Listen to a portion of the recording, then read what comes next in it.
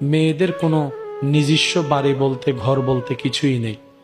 মেয়েটা যখন বাবার কাছে থাকে তখন বলে বাবার বাড়ি, যখন বিয়ে হয়ে যায় তখন বলে শ্বশুর বাড়ি।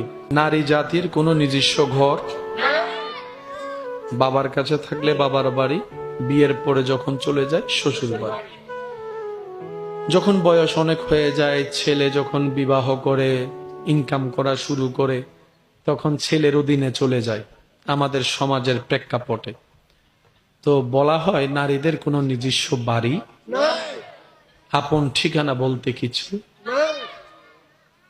আমার মা শ্বশুর বাড়িতে ফেলে এসেছে বাবার বাড়ি, আপনার মাও একই অবস্থা। স্বামী থাকলে ওই মেয়েটা ঘরে থাকতে পারে, স্বামী মারা গেলে দেখা যায় সমাজ এমন ভাবে তাকে চাপ দেয়, সন্তান থাকলেও তাকে স্বামীর বাড়ি ছেড়ে চলে যেতে হয়। সবাই বলে স্বামী থাকলে তো তোর শ্বশুর বাড়ি, স্বামী যেহেতু নাই তোর তো আর কোনো বাড়ি নাই।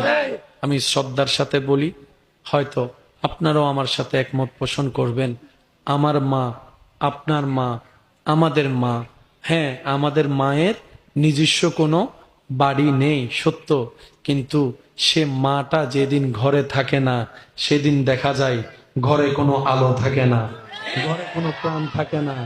ওই মাটা যেদিন দুই একদিনের জন্য কোথাও যদি বেড়াতে যায়, ওই সামান্য কাজগুলো আমরা কেউ সামলাতে পারি না, নাস্তার জন্য বাহিরে চলে